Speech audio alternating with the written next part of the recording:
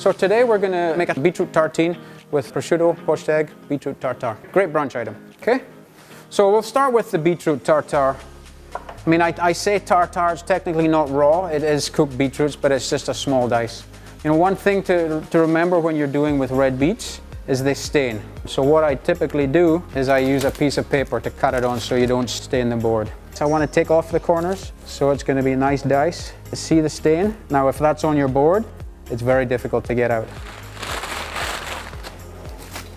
So what we're also going to do and put into the tartare, some brunoise de shallot, nicely minced, and then garlic. A lot of people crush the garlic. I'm not a fan of crushing it because it releases the oils and it gets very pasty. So I just like to do a nice little slice. Chives are very delicate. They're the part of the onion family, so you don't need to give too much knife work. Again, let the knife do the work. Okay, that's probably enough. So very important, salt and pepper. A couple of turns.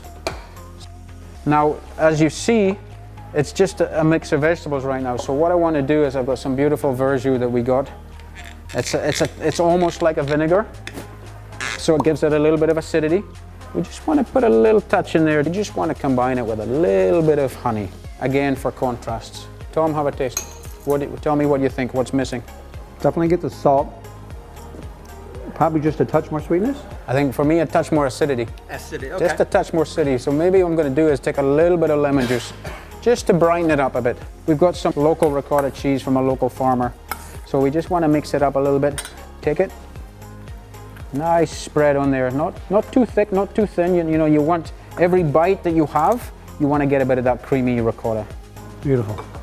And then what we do is we take the tartare that we just made. You know, beetroot and ricotta, that's one of the classic combinations of beetroot and cheese, in fact. We want to just dress it nicely. You've got olive oil, just a little squeeze of the lemon. That gives it the acidity instead of a vinaigrette.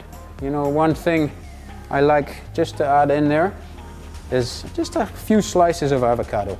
I just found recently from my wife, best thing to do when you buy avocados, you know, when you go to the groceries, you buy the avocados, they're ready, or they're ripe already, you get them home, you cut them open, they're black, they're bruised. But what you should do, you buy them green, and what she told me to do, you take an old piece of newspaper, wrap them up. Just take it, wrap it up and put it in the fridge.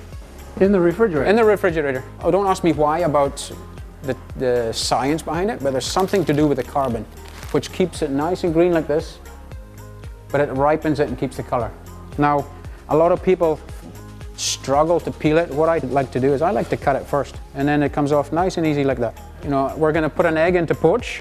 One trick for poaching the eggs is, you know, you need a little bit of acidity of water, because the acidity makes the white kind of congeal a little bit. If you don't, the white's going to spread around. Brings it all together. So my favorite, you can use white vinegar, you can, but I like to use lemon because it's natural, it's fresh. Doesn't change the flavor of the egg? Not necessarily. If you put too much lemon in, yes, but it's no different from vinegar. See how it's coming up to boil like that? You take your egg, you just stir the water a little bit. Very important that you don't have it going too fast, because if it's too fast, the white and the yolk are different densities, so they're going to separate it. But as it's turning, a little twirl, it's going to turn the egg and it's going to make a good shape of the egg. Just crack it inside like that. Okay? You see how the egg is starting to turn a little bit, so it gets it nice there. And what's the timing on perfect poached egg? Well, it's not about time for me, it's about touch. You know, you take it, you check it, because it all depends on how fast the water is boiling. So now, see how that beautiful prosciutto, we're just going to lay that on the top. So you got avocado, you got prosciutto, you got beets, you got ricotta cheese, and then we'll just make a little nest there, because we're going to have to put the egg on there without it falling off. We'll do it on the service plate just like that. We've got a beautiful 50-year-old aged vinegar that we're just going to put a little drizzle around it. Again, sweet, sour, just like that. There's a lot of components to this plate, but there's nothing complicated about this. No, it's very simple. That's beautiful. Here's your beetroot tartine with shaved prosciutto, poached egg, and some popcorn shoots. Enjoy. Thank you.